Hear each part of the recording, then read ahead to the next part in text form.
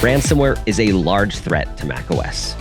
There was a very brilliant blog put out by a macOS researcher that goes by OSX Reverser, where he talked about one of the first big ransomwares that was targeting macOS. It's called Evil Quest or Thief Quest. However, a bug in the code meant that the hash would get changed each time it was uploaded to the malware database VirusTotal. So when people would look at VirusTotal to get statistics about ransomware, it looked like Evil Quest was this huge campaign and that macOS was under a giant attack.